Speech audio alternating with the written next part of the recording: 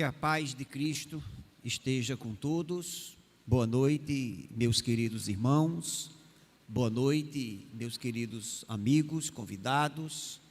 A você também que está na sua casa, a você que nesse momento está acessando o canal da Igreja Batista de Apodi. Que Deus abençoe cada um dos irmãos.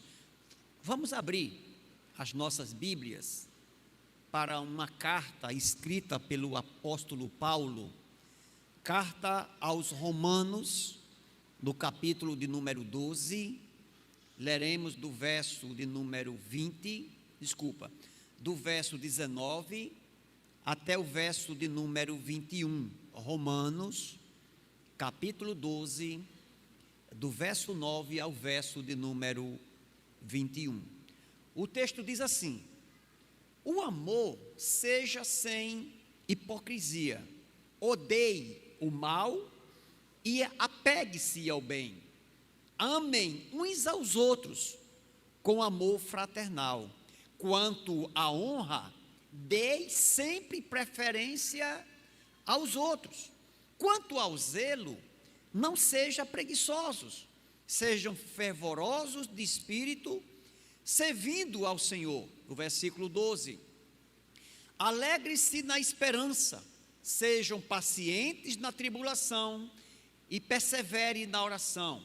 Ajudem a suprir as necessidades dos santos. Pratique a hospitalidade. Abençoe aqueles que perseguem vocês. Abençoe e não amaldiçoem.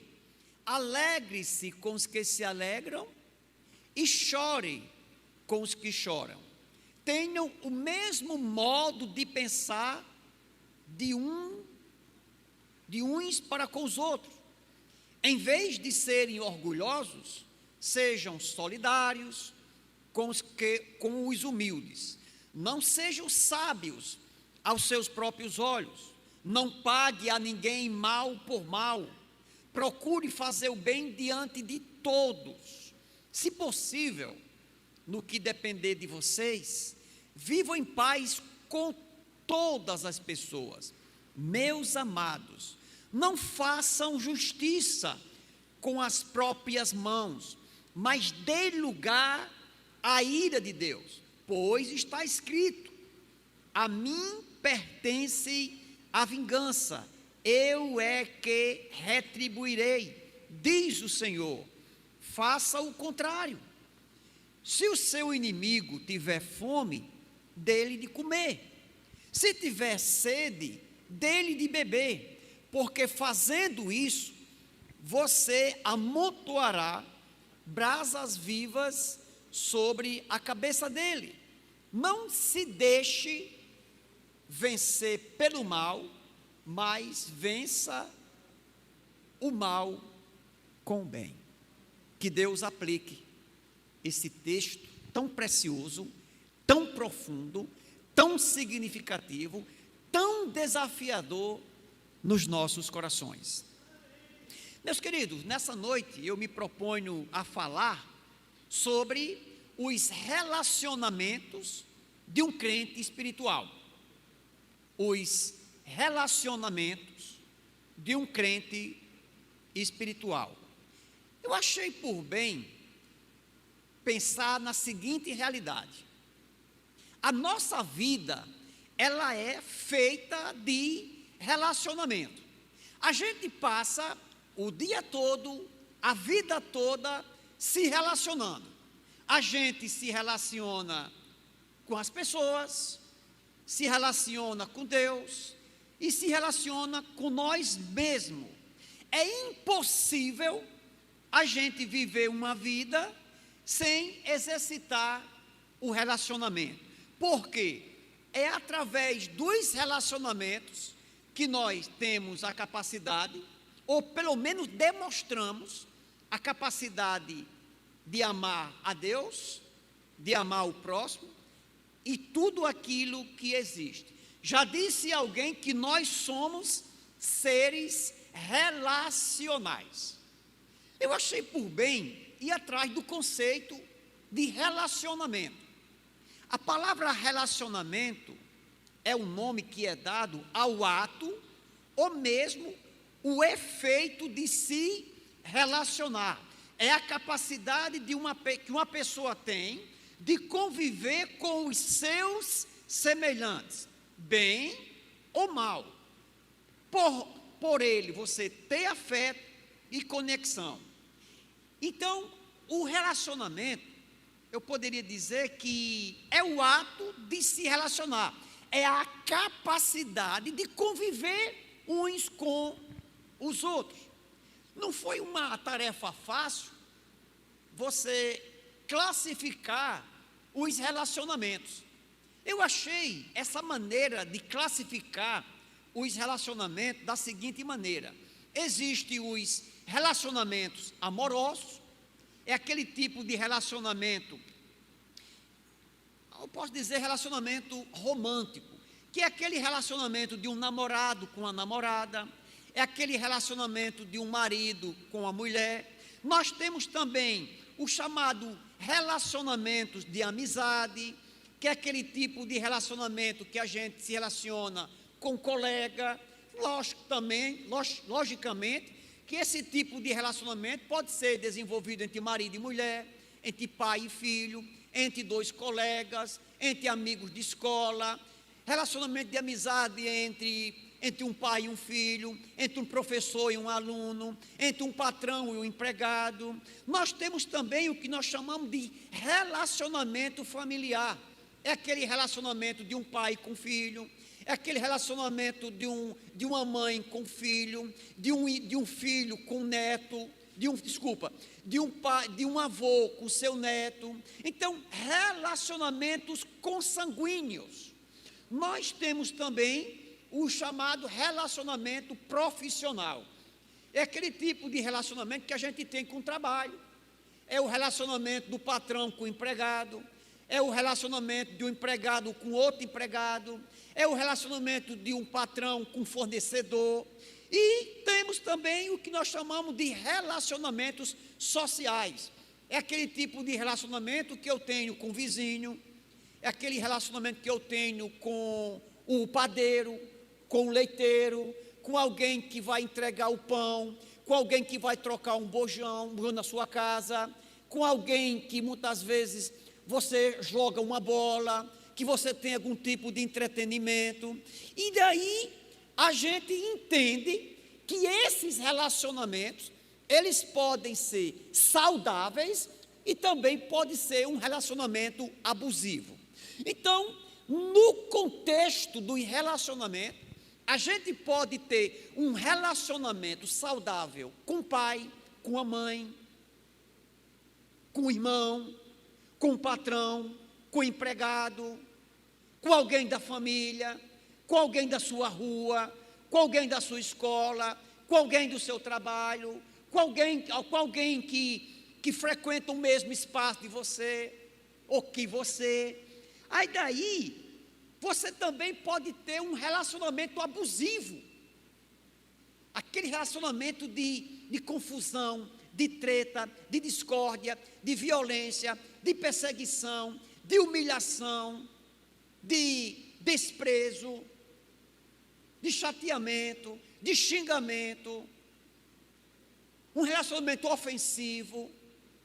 Se eu fosse falar nessa noite aqui, como é um relacionamento saudável no trabalho, eu passava aqui 30 minutos.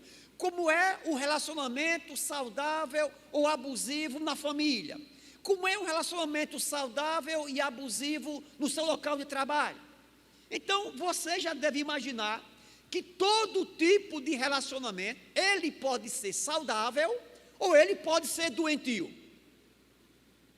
Aí daí vem uma seguinte pergunta: como deve ser o relacionamento de uma pessoa que tem Deus? Como é que deve ser o relacionamento de um crente espiritual? Como deve ser, o que deve nortear o relacionamento de uma pessoa que teme a Deus? Eu não vou, logicamente, falar nessa noite de todo o contexto de relacionamento que a carta aos Romanos, ela fala. A carta aos Romanos, ela vai falar principalmente depois que Paulo, ele vai falar de todo um corpo doutrinário, até praticamente o versículo 10, versículo 11, aí do capítulo 12 para frente, o Paulo ele vai mostrar como deve ser o relacionamento do cristão com o próximo, com ele mesmo, com Deus e com as autoridades.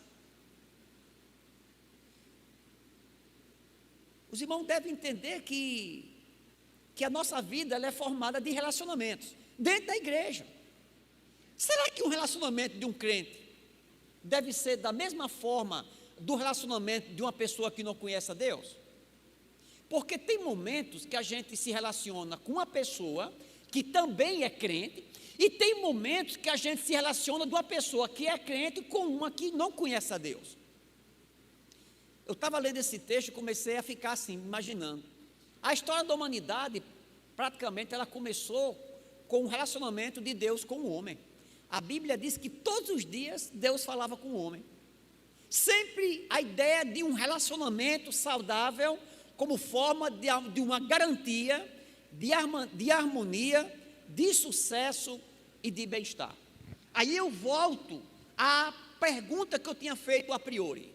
Como deve ser um relacionamento de alguém que é salvo, de alguém que é servo de Deus, que teve um coração de pedra arrancado e foi colocado dentro dele um coração de carne, um coração renovado, um coração regenerado. Como deve ser o relacionamento de um servo de Deus? Pois bem, em primeiro lugar, nós vamos observar que um crente espiritual que os seus relacionamentos é marcado por um coração aberto. De novo, o relacionamento de um crente, de um cristão, é marcado por um coração aberto.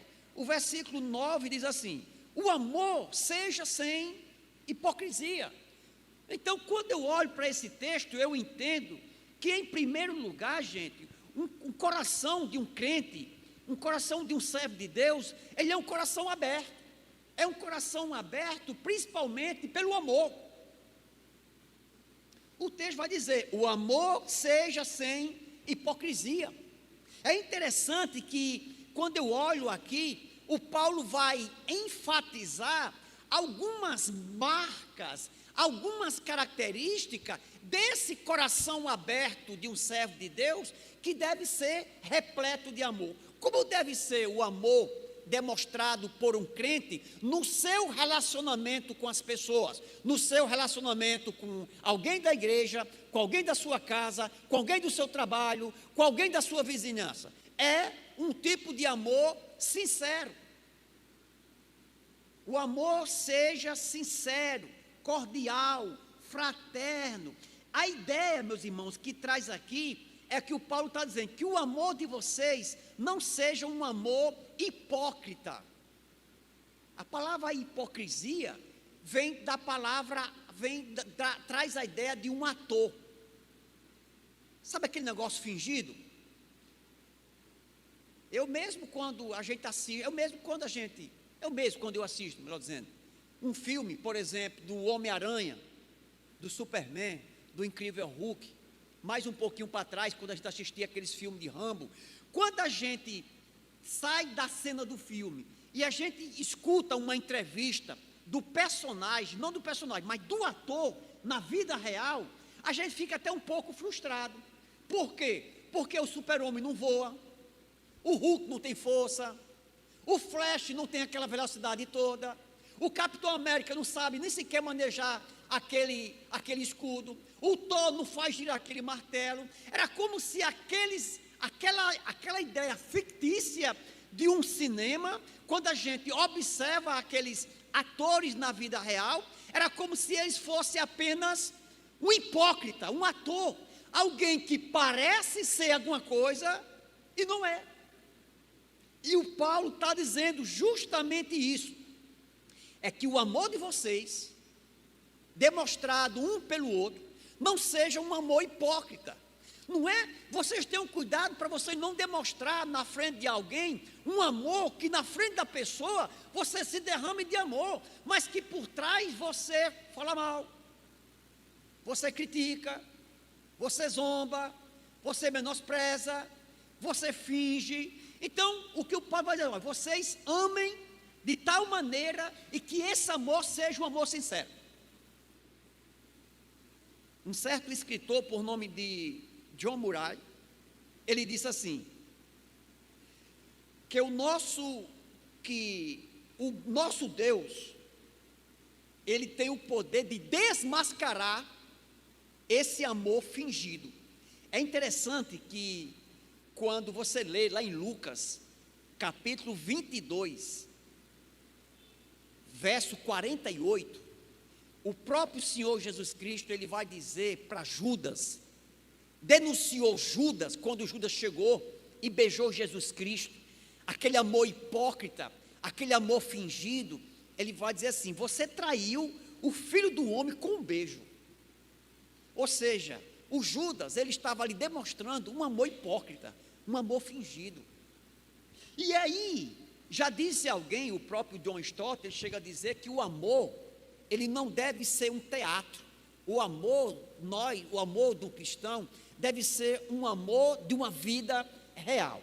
Então aqui nós observamos que o amor, ele não pode ser um amor egoísta, pensando apenas em si, um amor aonde ele é fingido. E não tem nada que possa destruir o respeito, a credibilidade de uma pessoa depois que você descobre que o amor dela é um amor fingido. A igreja cristã não é uma coleção de pessoas conhecidas, não é apenas uma reunião de amigos. Na verdade, é uma família que deve demonstrar um amor sincero. Você sabe que para a gente escolher uma boa namorada, e aqui se tem algum jovem solteiro, ou alguma menina que quer arranjar um namorado, antes de você olhar para um rosto bonito, para um corpo bonito, você procura olhar para a sinceridade dele e para a sinceridade dela. Eu estava lendo recentemente um pôster que dizia assim, que uma linda mulher não é um corpo, é uma pessoa. Então, em primeiro lugar, sobre o amor, que o amor seja não fingido. Dando prosseguimento no verso 9 ainda, ele vai dizer assim, que as pessoas, que o crente espiritual, ele deve odiar o mal e apegar-se ao bem. O amor de um cristão deve ser um amor, que esse amor seja demonstrado por atitude de bondade. Atitudes de bondade. Amor, gente, não deve ser aquele tipo de amor só com palavras. Amor é um verbo, é uma atitude, é uma ação. É por isso que muitos casamentos, é por isso que muitos relacionamentos de amizade se destroem, porque dizer com a boca que ama é muito fácil. Provar esse amor com atitude é outros 500. Na Bíblia, quando eu olho, logicamente que o amor de Deus por nós é inquestionável e é o mais sublime amor. Mas quando nós olhamos do amor um pelo outro, nós lembramos do amor que Jonas tinha por Jonatas e vice-versa. Aqueles 4 homens que pegaram um mendigo, um Zé Ninguém da vida, e conduziram ele até a presença de Jesus. Na Bíblia, sempre o amor está atrelado a uma ação. A bondade, gente. Não tem esse negócio apenas de amor por palavra. Ah, meu Deus do céu, como eu amo os animais. Você vai num carro, passa por cima de um gato, passa por cima de um cachorro, não freia para um animal, não solta o passarinho que está escravizado lá, preso numa gaiola. Que tipo de amor é esse? Que tipo, eu tenho meu coração tão sensível pelos mendigos. Qual foi a última vez que você deu um prato de comida ao mendigo? E o versículo 10 diz assim, amem uns aos outros com amor fraternal, gente. Esse amor que um cristão deve nortear o relacionamento de um cristão é um amor familiar. Por mais que tenha algumas famílias meio que destroçadas, que a família mais parece um campo de batalha, mais parece uma rinha, mais parece um picadeiro, não picadeiro, picadeiro é canto de palhaçada nos circos, mas parece uma espécie de arena, mas parece um local de competição. Mas de um modo geral, as pessoas demonstram um amor familiar. A gente é capaz de brigar por alguém para defender um pai, para defender uma mãe, para defender um filho, para defender alguém que tem o seu próprio sangue, gente. Aí o Paulo vai dizer: vocês devem se amar com o mesmo amor que um filho deve amar um pai e vice-versa. Que seja o amor fraternal. Talvez você conheça alguém da sua família, talvez um filho, um pai que não se dá muito bem. Alguém mexe com o filho na rua, o pai sai lá, que nem uma cascavel, para defender o filho. A ideia do amor, ele seja um amor sincero, um amor familiar, ame como filho. E aí nós vamos para a segunda marca de um crente espiritual. Primeiro, ele tem um coração aberto, um coração para amar. Não é aquele coração que destila veneno, que se pudesse matar com os olhos matava. Não é aquela pessoa que é seco ou seca de amor, que só destila ódio no coração. O crente deve ser esvaziado disso. No relacionamento, não tem nada que una mais um relacionamento, seja lá qual for ele, do que o amor. A segunda marca de um crente espiritual, que demonstra isso nos seus relacionamentos, é que um crente espiritual, além dele ter o seu coração aberto, ele também tem o seu bolso aberto. O versículo de número 13 diz assim: ajudem a suprir as necessidades dos outros, pratiquem a honestidade. Aqui traz a ideia de que um crente espiritual, no seu relacionamento, seja lá com quem for, ele é alguém que participa das necessidades dos outros. Que algumas vezes essa necessidade é preciso o cara botar a mão no bolso e dar dinheiro. Muitas vezes é preciso colocar, não a mão no bolso, mas é preciso colocar a mão no Pix, colocar a mão no celular, é ajudar, é as pessoas entender que o amor do cristão não é, que essa espiritualidade do cristão não é somente abrir o coração, mas é abrir o bolso, é ajudar, é compartilhar, é repartir num mundo tão terrível como o de hoje, que a gente está igual a cemitério, é só puxando. A filosofia do mundo atual, um dos conceitos de economia é você puxar, é você aumentar as suas cifras, é você aumentar a sua conta bancária, é você ter mais hoje do que ontem, é você procurar ter mais amanhã do que hoje. E muitas vezes, em nome dessa riqueza, desse dinheiro, eu humilho, eu desprezo, eu minto, eu sou desleal, eu finjo que não está acontecendo nada comigo, nada com o próximo. Uma pessoa de um coração espiritual, alguém de Deus, é aquela pessoa que ele não ajuda somente de palavras, mas ele ajuda com ações, com generosidade. A Bíblia diz lá em Efésios 4:28, que nós precisamos ganhar dinheiro, para a gente suprir as nossas necessidades e as necessidades dos outros, gente. O nosso dever aqui na terra é trabalhar mesmo, trabalhar com as nossas próprias mãos, mas tanto para ter para mim, como também para ter para os outros. Não é somente acumular para nós, Atos 20 e 35, o Senhor deixa um ensinamento muito claro. Ele diz que mais bem-aventurado é dar do que receber.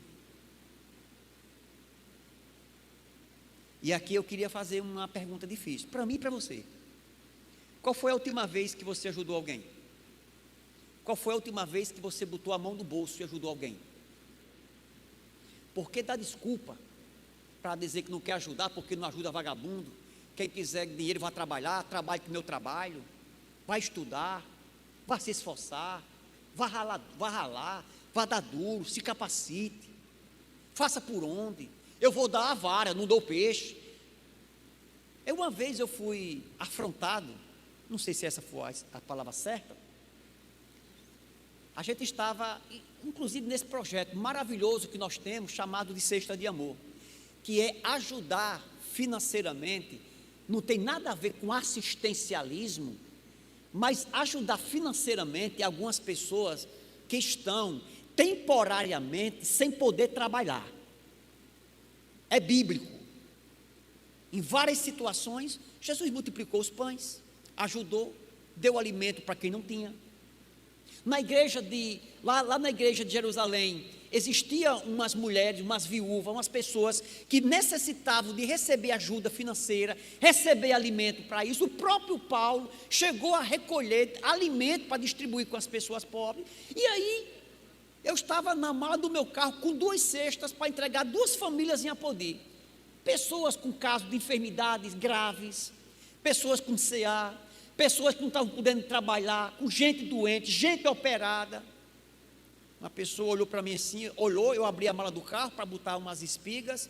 O cara chegou, bateu no meu ombro e disse: eu estou decepcionado com o Senhor. Disse: por que foi que eu fiz? Matei quem? Disse: não, porque o Senhor faz assistencialismo. E na verdade, naquele momento, não era nem eu. Quem estava fazendo era você, a igreja do Senhor, apesar que nós somos uma igreja. Mas eu estava apenas distribuindo um alimento que você trouxe para a gente assistir algumas pessoas carentes. Então, mesmo que aquela pessoa não tenha entendido, é papel nosso.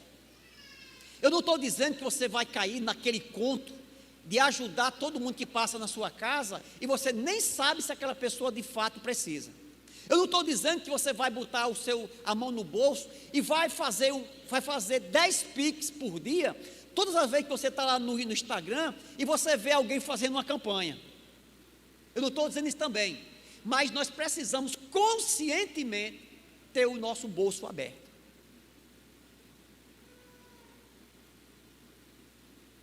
Em terceiro lugar, um crente espiritual é alguém que, além de ter o seu coração aberto, ele tem o seu bolso aberto.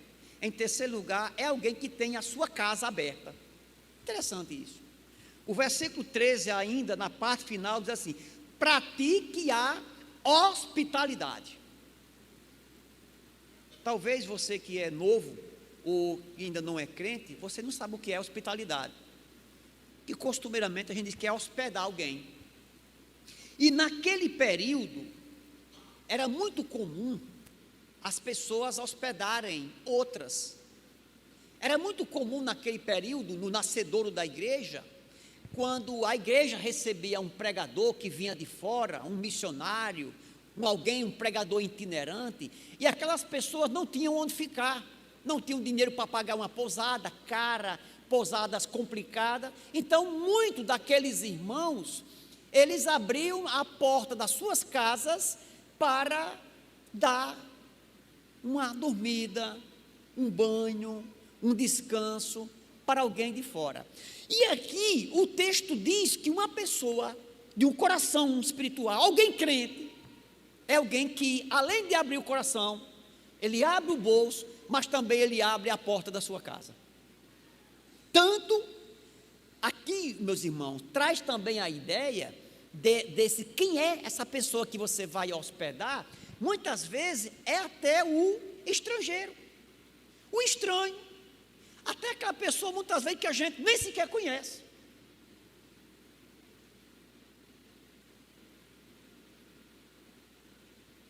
Pastor, o senhor pensa direito nisso que o senhor está dizendo? Penso. Eu não estou aqui dizendo que você vai abrir a sua porta para todo mundo que vai aparecer, não. Eu não estou dizendo que você vai abrir a sua porta a toda pessoa que aparecer e você acha que tem uma cama, tem uma rede sobrando, e você vai botar dentro sem saber se aquela pessoa ela é um pedófilo, se é uma pessoa que quer fazer o mal.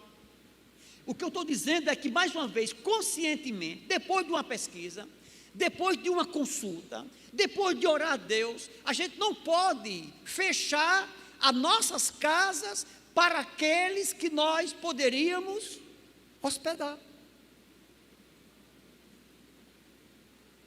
Eu nem combinei com Giovana isso, mas Giovana, você está na sua casa com uma pessoa, um francês, se eu não estiver enganado, ou italiano? Italiano. Alguém que está estudando no Brasil, através de uma parceria das faculdades brasileiras com essa faculdade. É comum um estudante brasileiro passar um tempo na Europa, que é um sonho, que é caríssimo viver na Europa hoje, como também é caríssimo viver no Brasil, e aí alguém abre as suas portas, a sua casa, está com alguns meses, que esse adolescente está na casa da Giovana, junto com a sua mãe, com o seu papai, todo mundo bem, digamos assim, de uma maneira bem acolhedora, de uma maneira bem consciente, mas de uma certa forma, hospedando.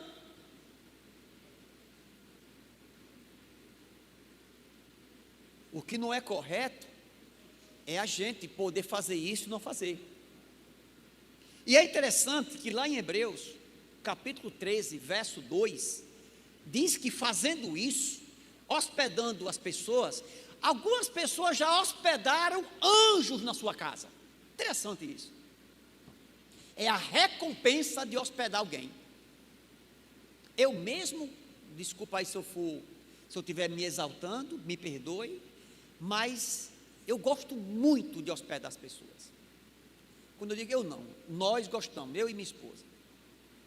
E já teve algumas vezes, meus irmãos, que nessa missão de hospedar, nós fomos muito mais abençoados do que a pessoa que passou lá em casa 1 ou 2 dias. Aquelas pessoas que andaram nas nossas casas, elas foram profundamente abençoadoras das nossas vidas. E como eu sei que algumas vezes essas pessoas que andaram nas nossas casas, elas foram tremendamente abençoadas. A Bíblia é cheia de casos, inclusive nas próprias cartas paulinas, o Paulo dizia que Priscila, que Áquila abriram as portas da sua casa para pessoas.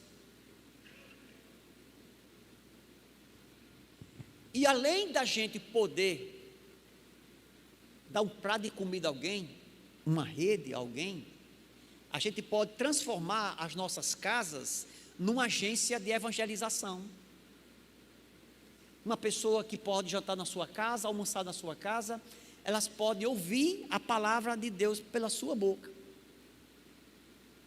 Eu não me lembro se lá em casa eu já comi alguma vez com alguém, se antes a gente não orasse. Hoje pela manhã nós tivemos uma oportunidade maravilhosa de oferecer um café da manhã para minha irmã, para o meu cunhado e um sobrinho. E foi um momento tão maravilhoso.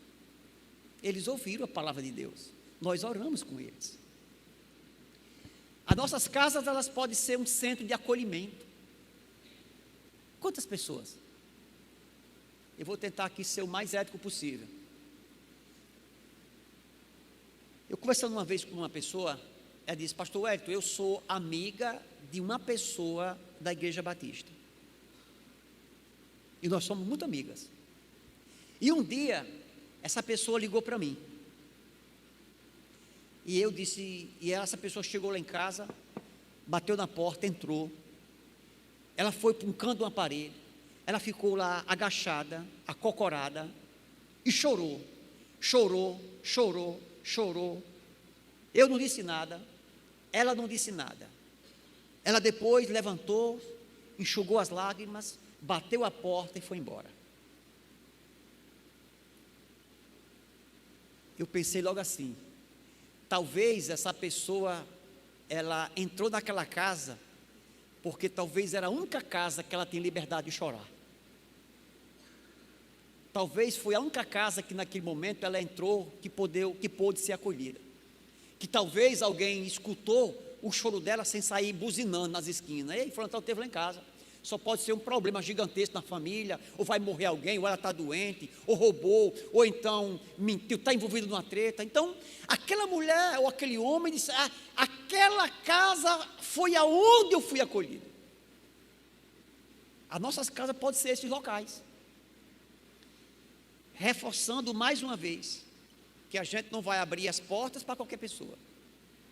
E aí vem uma outra pergunta difícil: quando foi a última vez que alguém andou na minha casa, que alguém jantou, que alguém comeu alguma coisa, que alguém tomou um banho, que alguém teve uma boa conversa, que alguém tomou um cafezinho, que alguém sentou numa sala, que alguém assistiu um filme, que alguém bateu um papo na calçada?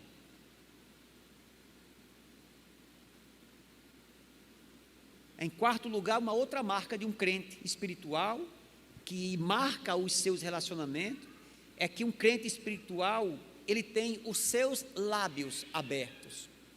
Os seus lábios abertos.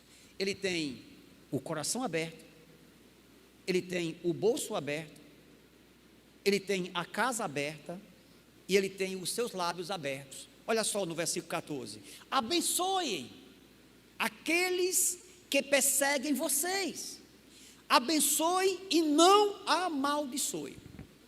Aqui agora nós vamos ter de nadar agora em águas profundas, porque você abençoar o seu filho é uma coisa, você abençoar seu pai, sua mãe, seu amigo, alguém que você gosta, que você ama, alguém que lhe admira, alguém que lhe ajuda, alguém que de uma certa forma faz parte de um ciclo muito íntimo de amizade, é fácil. Sabe o que é que o Senhor, através do apóstolo Paulo, está desafiando aqueles irmãos? Era abençoar os inimigos. Primeiro, o que salta aqui aos nossos olhos é que o crente, ele é uma pessoa abençoadora. Abençoa as pessoas boas, as pessoas que muitas vezes lhe ajudam, mas também abençoar aquelas pessoas que já lhe causaram mal, que já puxaram o seu tapete, que já lhe passaram para trás, que quer o seu mal, que prejudicaram a sua vida, que prejudicaram o seu trabalho, que prejudicaram a sua imagem, que fez você passar de bobo ou de boba. Aqui nós vamos ver isso aqui. Já disse alguém que é melhor suportar o mal do que cometê-lo, e é verdade. A língua do cristão, acima de tudo, não deve ser um fogo, um veneno, mas uma árvore frutífera, uma fonte que joga água límpida. As nossas palavras abençoadoras, elas devem ser medicinais. E aí, o Paulo vai dizer que aqueles irmãos, eles deveriam abençoar as pessoas que estavam perseguindo eles. O crente, ele não deve somente se abster da vingança. O crente, ele não deve somente não se vingar, não retrucar, não retalhar, não magoar, não fazer o mal, e ainda não deve revidar. Mais ainda, gente, nem sequer o cristão que tem Deus, que tem o seu coração transformado pelo Senhor, ele não deve nem guardar mágoa dentro do seu coração. Porque você sabe que algumas vezes você tem uma treta com alguém, aí você diz assim: fulano, aconteceu isso, eu me chateei bastante, você prejudicou meu emprego, você prejudicou a minha vida, você prejudicou até a minha imagem, a minha reputação, mas eu quero dizer a você que você siga a sua vida, eu lhe perdoo. Inclusive eu tenho até orado por você, que Deus te dê juízo, que Deus lhe transforme, que Deus abençoe a sua vida. Mas tem gente que faz isso, mas diga assim, mas por dentro isso sai assim, infeliz. Tanto raio que cai daqui em Apodi, tanto raio que cai na zona rural, por que não cai na cabeça desse infeliz? Tanta doença medonha que pega fulano e tal, não sobra uma para essa pessoa. Sabe que por dentro o cara diz, não, eu com as minhas mãos eu não faço, mas o que eu tenho pedido a Deus, para Deus arrebentar com aquela pessoa, é coisa grande. Era como se essa pessoa, ela não fizesse com as mãos, mas faz com o pensamento.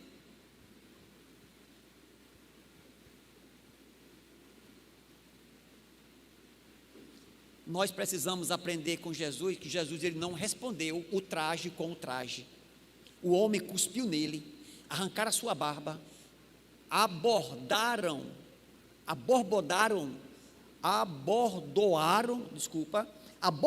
deram bordoadas na sua cabeça, surraram o seu corpo, pregaram ele na cruz, cuspiram,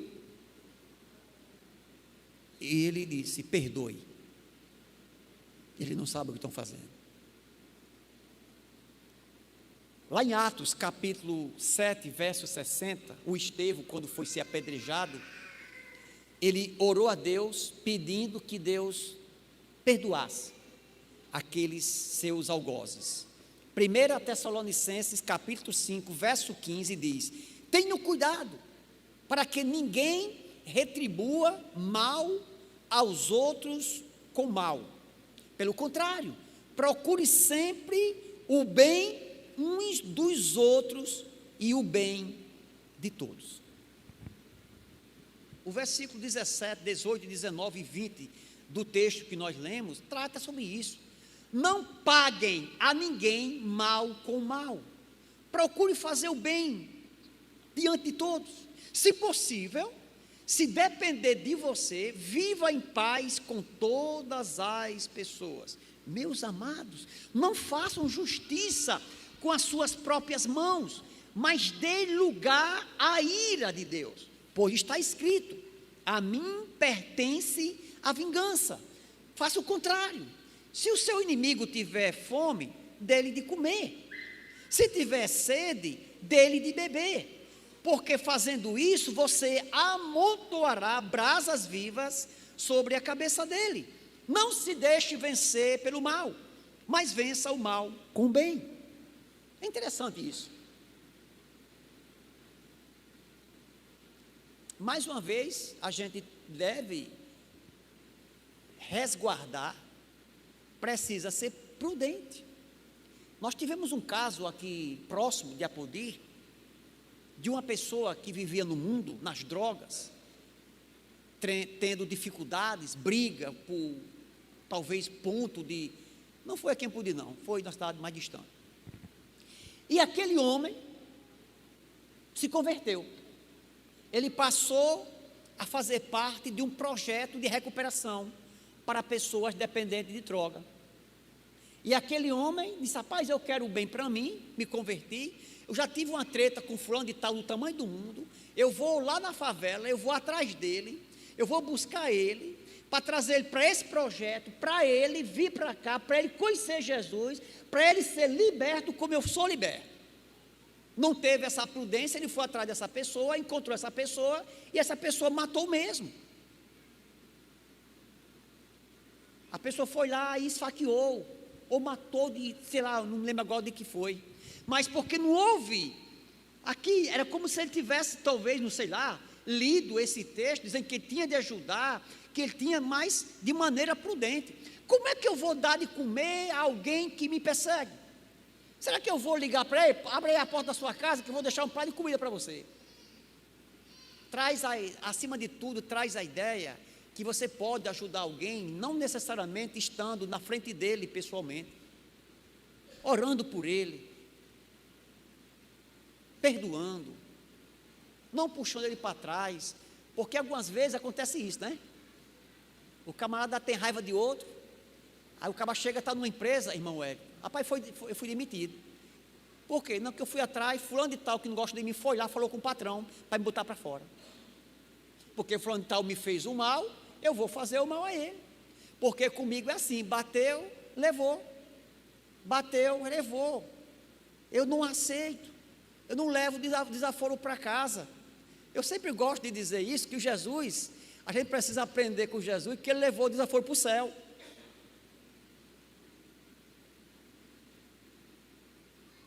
E aqui vem aquela pergunta muito difícil. Qual tem sido sua atitude com aqueles que lhe perseguem, que não gostam de você, que já lhe fizeram mal? Geralmente é assim, né? As pessoas se comportam assim.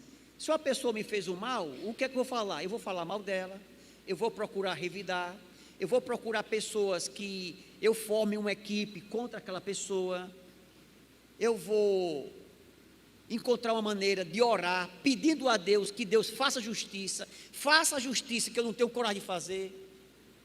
Mas deveria ser assim, né? A gente deveria orar a Deus, pedindo que Deus abençoasse essa vida, que Deus perdoasse o coração, a vida dela, que Deus mudasse o coração dela, que Deus convertesse aquela pessoa, transformasse aquela vida, que ela passasse a ter uma vida melhor.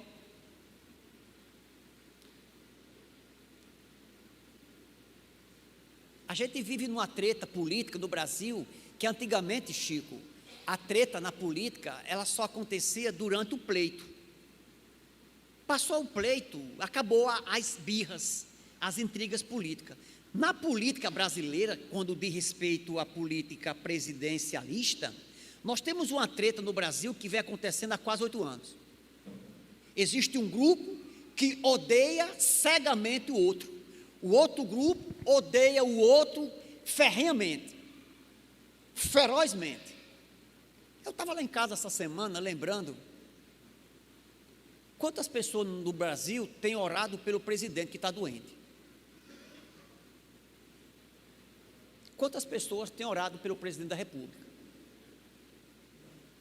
Mas eu não votei nele. Não, eu não estou perguntando se você votou nele. Mas eu sou de direita. Eu não estou perguntando se você é de direita, não. Eu estou perguntando se você tem orado pelo presidente. Porque a Bíblia manda que a gente ore pelas autoridades. E aqui para nós, se eu fosse Lula, eu disse: Jesus, tenha cuidado com essas orações que estão fazendo por mim aí. O senhor escuta muito bem algumas orações que o senhor tem escutado. Não escute todas as orações que estão chegando aí, não. O que eu estou aqui tentando enfatizar é que, será que eu tenho gasto algum tempo da minha vida orando pelas pessoas? Sabe aquelas pessoas que não gostam da gente? Não era para acontecer isso não, mas tem, né? Aquela pessoa que nem seu nome pronuncia, que você passa, ela dá as caras, ela muda. No meu tempo dava rabisaca. Eu sou do tempo de rabisaca. Qual é a minha atitude diante daquelas pessoas que querem ver a minha cruz?